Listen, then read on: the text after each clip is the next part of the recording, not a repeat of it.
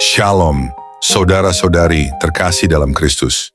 Dunia boleh melihat ini sebagai perang, media boleh menyebutnya balasan militer. Tapi bagi yang punya mata rohani, ini adalah pertanda murka Tuhan mulai dibuka atas bangsa-bangsa pemberontak. Pada bulan Mei 2025, langit di atas Yaman berubah menjadi neraka. 20 pesawat tempur Israel melesat ke arah pelabuhan Hodeidah dan kawasan industri Bajil. Sekitar 50 bom dijatuhkan. Gudang senjata meledak. Api menyala sampai langit. Tanah bergetar dan surga berseru, "Aku telah mulai menggoncang bangsa-bangsa." Kelompok Houthi, boneka ideologis milik Iran, tidak hanya menjadi alat kekerasan, mereka adalah wajah dari pemberontakan rohani. Dengan penuh kesombongan, mereka berdiri di mimbar-mimbar gelap, menyerukan jihad atas nama kesucian, padahal hati mereka penuh kebencian terhadap umat Tuhan. Mereka menembakkan rudal balistik ke arah Israel tanpa rasa takut, tanpa rasa bersalah. Bukan sekali, bukan dua kali, tapi berulang kali mereka meluncurkan kehancuran ke tanah yang dijanjikan Tuhan, seakan-akan mereka tidak pernah membaca sejarah bagaimana Tuhan membela umatnya dari zaman ke zaman. Mereka mengganggu kapal-kapal sipil di Laut Merah, menebar ancaman bagi bangsa-bangsa, memblokade perdagangan dunia, seolah-olah mereka sedang membangun kerajaan sendiri di atas laut yang Tuhan ciptakan. Dan yang lebih menyakitkan dari segalanya, mereka menabuh genderang perang dengan mengusung nama agama. Mereka menyerukan nama Allah, namun bukan untuk kemuliaannya, melainkan untuk menghancurkan anak-anak dari perjanjian yang Allah buat dengan Abraham, Ishak, dan Yakub. Inilah puncak penyesatan. Mereka menggunakan nama Tuhan untuk melawan rencana Tuhan. Mereka meminjam pakaian kesalehan, tapi di baliknya tersembunyi roh antikristus yang membenci Israel sampai ke tulang. Houthi bukan hanya kelompok bersenjata, mereka adalah simbol dari perlawanan rohani terhadap kuasa ilahi. Yesaya 42 ayat 13 mengatakan, Tuhan keluar berperang seperti pahlawan, seperti orang perang. Ia membangkitkan semangatnya untuk bertempur. Ia bertempik sorak, ia memekik terhadap musuh-musuhnya. Ia membuktikan kepahlawanannya. Tuhan tidak hanya memandang dari surga. Tuhan turun ke medan perang. Ia bukan Tuhan pasif. Ia adalah El Gibor, Allah perkasa, prajurit surgawi yang turun dengan kemuliaannya untuk menghancurkan yang congkak dan sombong. Ketika pesawat tempur Israel menjatuhkan bom, itu bukan sekadar operasi militer. Itu adalah gema sorak surgawi bahwa Allah sedang bertindak. Bangsa-bangsa boleh menghina, Hamas boleh berkoar, Iran boleh mengatur strategi, Houthi boleh menyebut nama-nama suci. Tetapi Tuhan tidak membela agama. Tuhan membela perjanjiannya. Dan Israel adalah bangsa yang telah diikat Tuhan dalam perjanjian kekal. Tuhan tidak diam saat tanah yang dijanjikan diserang. Ia sedang memperlihatkan kuasanya lewat Israel. Serangan itu adalah pesan Tuhan. Jangan sentuh tanahku. Jangan sentuh umatku. Atau murkaku akan datang atasmu. Yaman telah membuka pintu malapetaka saat mereka memberi tempat bagi Houthi. Negeri itu tidak hanya menjadi basis senjata, tapi juga menjadi medan kudeta terhadap kehendak Tuhan. Dan firman Tuhan jelas, Aku akan memberkati orang-orang yang memberkati engkau, dan mengutuk orang-orang yang mengutuk engkau. Yaman bersama dengan Iran dan Hizbullah telah berdiri dalam barisan bangsa-bangsa yang dikutuk. Dan hari itu, sebagian dari kutuk itu mulai dijatuhkan dari langit. Bukan oleh manusia, tapi oleh Tuhan yang sedang mempercepat penggenapan nubuatnya. Jika Houthi saja tidak luput dari pembalasan surgawi, jika langit Yaman bisa terbakar oleh murka Tuhan, bagaimana dengan bangsa-bangsa lain yang mencela namanya? Hari ini, Tuhan sedang menandai siapa yang berdiri di sisinya dan siapa yang melawannya. Jangan berdiri di pihak yang salah, karena setiap rudal dari langit hari ini bukan hanya menghancurkan markas senjata, tapi juga membuka lembaran akhir zaman. Tuhan sedang berperang, langit sedang berbicara, dan bumi sedang diguncang oleh tangannya.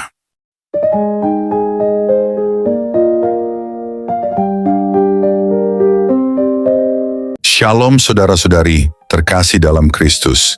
Selamat kita berjumpa kembali dalam renungan sore ini. Saya percaya saudara semua telah melewati hari ini dalam penyertaan dan anugerah Tuhan yang besar.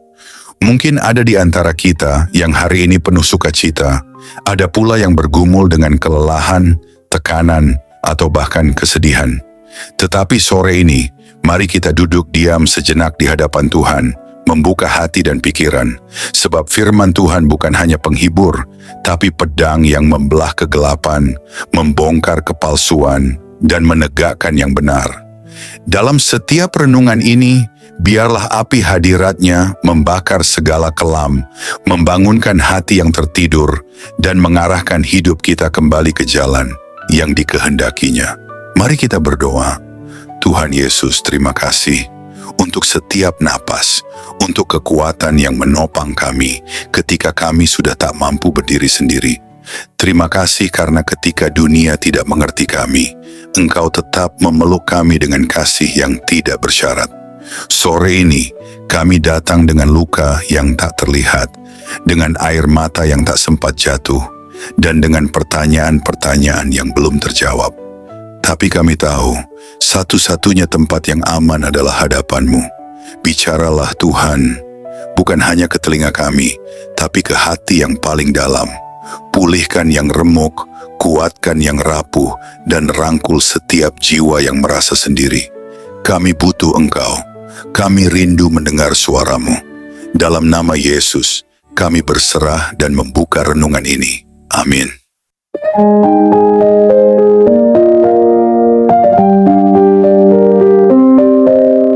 Saudara-saudari terkasih dalam Kristus, langit sedang berbicara dan bumi sedang diguncang oleh tangannya. Apa yang dunia lihat sebagai ledakan dan asap, apa yang media tangkap sebagai serangan balasan militer, sesungguhnya adalah sinyal surgawi bahwa kesabaran Tuhan atas pemberontakan telah sampai pada batasnya. Tuhan sudah terlalu lama dicemooh, terlalu lama namanya dikotori oleh bangsa-bangsa yang mengangkat diri melawan umatnya. Terlalu lama suara para nabi dibungkam. Tapi kini, Ia sendiri yang sedang bangkit berdiri. Ketika 20 jet tempur menembus langit Yaman, itu bukan sekadar taktik militer. Itu adalah tangan Tuhan yang menunjuk bangsa itu dan berkata, "Waktumu telah tiba." Yaman telah menjadi tempat di mana roh antikristus beranak pinak, di mana kebencian atas Israel dikuduskan dengan baju agama, dan di mana setiap rudal yang ditembakkan ke Israel adalah bentuk penghinaan langsung kepada Tuhan yang berjanji melindungi tanahnya. Dan sekarang, langit sudah tidak lagi diam, api turun, gudang senjata meledak, tanah bergetar, dan itu baru awalnya. Tuhan sedang menepati setiap janjinya, bukan janji politik, bukan janji perdamaian dunia, tapi janji kepada Abraham, Ishak, dan Yakub, janji bahwa siapa yang mengutuk umat pilihan akan dikutuk. Houthi hanyalah wajah dari sistem yang lebih besar, sistem pemberontakan terhadap ketetapan Tuhan. Mereka berdiri membawa bendera agama, tapi hati mereka penuh kebencian terhadap Israel. Mereka memakai nama suci, tapi roh yang berbicara dari mulut mereka adalah roh dari neraka. Bukan hanya Israel yang akan dibela, tapi seluruh panggung dunia akan diguncang. Satu persatu bangsa akan menerima balasan sesuai sikap mereka terhadap umat perjanjian. Yaman hanyalah permulaan, akan ada lebih banyak gempa, lebih banyak kehancuran, lebih banyak pergerakan dari langit yang akan membuat dunia bertanya, apa yang sedang terjadi? Tapi bagi yang punya mata rohani, jawabannya sudah jelas. Tuhan sedang memisahkan antara domba dan kambing. Tuhan sedang menandai siapa yang berdiri di sisi terang dan siapa yang menyatu dengan kegelapan. Tuhan sedang memanggil umatnya untuk berdiri di pihaknya. Bukan karena politik, bukan karena nasionalisme, tapi karena perjanjian surgawi yang tidak bisa dibatalkan oleh siapapun. Israel bukan sempurna, tapi mereka dipilih. Dan siapa yang menolak pilihan Tuhan akan berhadapan langsung dengan Tuhan itu sendiri. Langit sudah menunjukkan peringatan.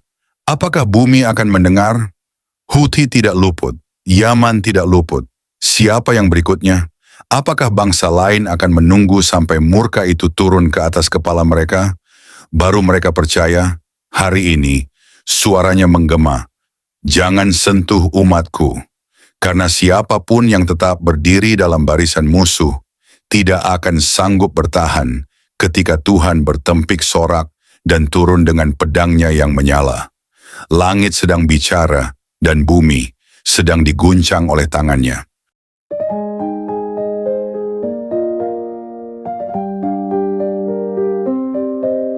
Sebagai penutup renungan firman Tuhan sore ini, mari kita hening sejenak.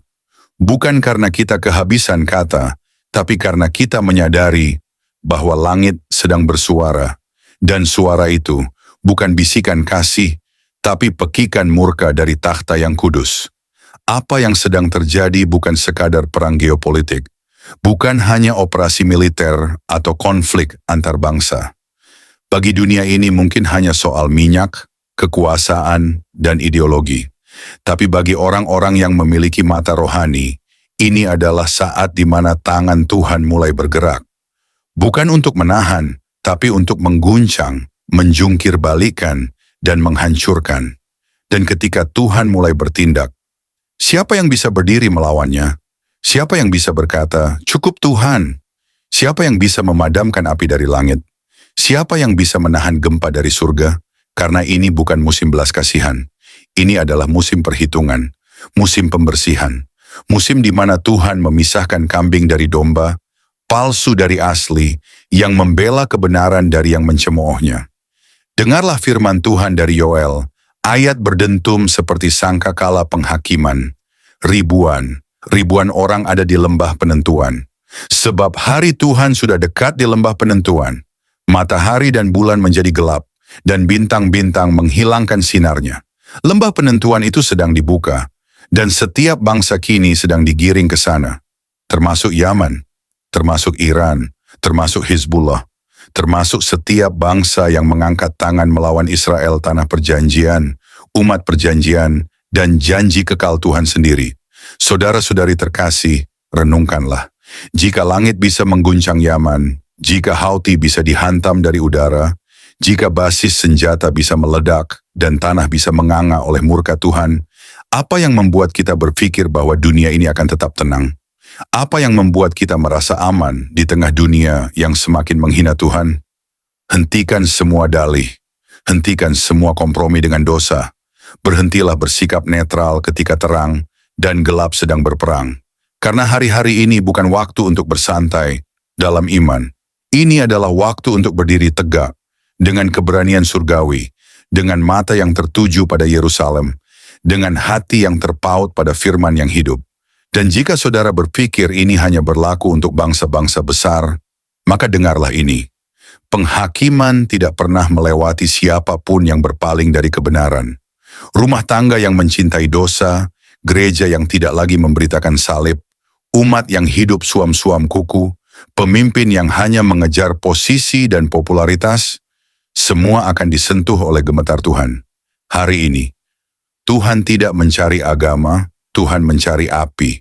Api pertobatan, api kesetiaan, api kebenaran yang menyala dari jiwa-jiwa yang masih memilih untuk berdiri di hadapannya, apapun taruhannya.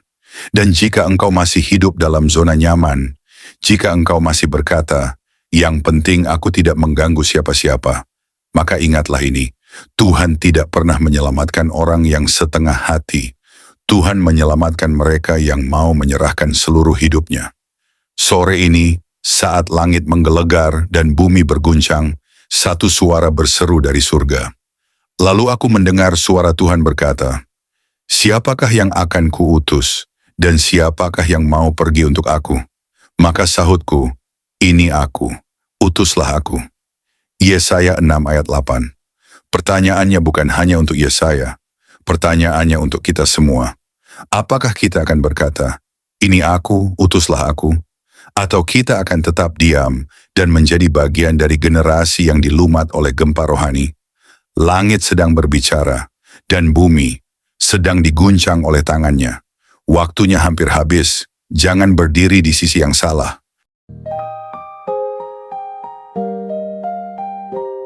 Mari kita berdoa. Terima kasih Tuhan Yesus atas firman-Mu yang kami dengarkan sore ini. Terima kasih karena Engkau tidak pernah membiarkan kami hidup tanpa arah, tetapi selalu menyediakan firman-Mu sebagai pelita bagi kaki kami, sebagai cahaya yang menerangi jalan kami. Setiap ayat yang kami renungkan tadi adalah napas kehidupan, yang memberi pengharapan di tengah keputusasaan dan kekuatan di tengah kelemahan. Tuhan, kami sadar hidup ini tidak mudah. Begitu banyak tantangan, pergumulan, dan tekanan yang sering membuat kami lelah dan ingin menyerah. Tapi sore ini Engkau berbicara. Engkau meneguhkan kembali iman kami. Engkau mengingatkan kami bahwa kami tidak pernah berjalan sendirian. Bahwa kasih-Mu tetap teguh, tak bergeser sedikit pun. Bahkan ketika kami jatuh, Engkau tidak menjauh. Engkau justru mendekat, mengulurkan tangan, dan berkata, "Aku masih di sini." Kami mau mengucap syukur karena Engkau adalah Tuhan yang tidak pernah bosan menanti kami kembali. Tuhan yang tidak hanya melihat kekurangan kami, tetapi melihat potensi kami dalam kasih karunia-Mu. Tuhan yang tidak hanya menghitung dosa kami, tapi yang menanti dengan belas kasih, supaya kami bertobat dan hidup kembali dalam terang. Kami serahkan hati kami ke dalam tangan-Mu. Segala luka, segala kecewa, segala air mata yang mungkin tidak terlihat oleh siapapun, hanya Engkau yang tahu. Sembuhkan kami Tuhan, bangkitkan kami kembali. Ajari kami untuk percaya meski keadaan belum berubah. Ajari kami untuk tetap bersyukur meski jalan masih tampak gelap. Dan ajari kami untuk tetap setia meski jawaban belum terlihat di depan mata. Kami juga berdoa untuk setiap orang yang mendengar renungan sore ini. Biarlah setiap firman yang ditaburkan tidak gugur sia-sia, tetapi bertumbuh dan menghasilkan buah dalam kehidupan yang nyata. Buah pertobatan, buah iman, buah kasih, dan buah kesetiaan kepadamu. Jangan biarkan firman-Mu ini terlupakan saat kami kembali ke rutinitas kami, tapi kiranya terus menggema dalam hati, mengganggu kami ketika kami mulai menjauh dari jalan-Mu, dan mengingatkan kami untuk terus kembali pada salib-Mu. Dan ketika malam nanti kami memejamkan mata, biarlah firman-Mu masih menjadi nyanyian di hati kami, menenangkan pikiran kami, membalut luka kami, memberi damai yang dunia tidak bisa berikan. Damai yang hanya Engkau sendiri yang dapat limpahkan. Terima kasih Tuhan Yesus, Engkau sungguh baik.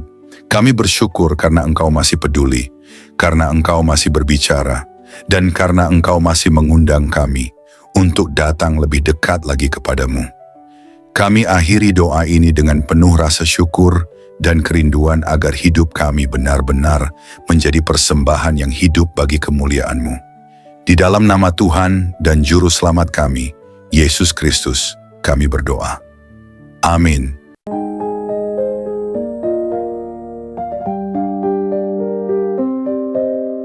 Puji Tuhan, saudara yang dikasihi oleh Tuhan, saya percaya bahwa firman Tuhan selalu menjadi berkat, kekuatan, dan penghiburan bagi setiap kita. Dalam setiap perjalanan hidup, kita mungkin menghadapi berbagai tantangan, pergumulan, dan ujian, tetapi firman Tuhan selalu memberikan jawaban, pengharapan, dan kekuatan yang baru. Roh Kudus yang telah diberikan kepada kita akan selalu menolong dan membimbing kita untuk semakin memahami kebenaran firman Tuhan. Dia akan menerangi hati dan pikiran kita agar kita dapat hidup sesuai dengan kehendak-Nya, berjalan dalam terang-Nya, dan mengalami kehidupan yang penuh dengan kasih karunia serta kemenangan di dalam Yesus Kristus. Jangan pernah takut atau khawatir, sebab Tuhan selalu beserta kita. Dia yang memegang kendali atas segala sesuatu, dan janjinya adalah ya dan amin. Percayalah bahwa setiap langkah hidup kita telah dirancang untuk membawa kita kepada rencananya yang indah. Pegang teguh firman-Nya, berdoalah dengan iman, dan hiduplah dalam ketaatan kepadanya, maka kita akan melihat kemuliaan Tuhan dinyatakan dalam hidup kita. Tuhan Yesus memberkati saudara semua. Teruslah bertumbuh dalam iman, kasih, dan pengharapan di dalam Kristus. Sampai jumpa dalam renungan berikutnya, kiranya damai sejahtera Tuhan senantiasa menyertai kita semua.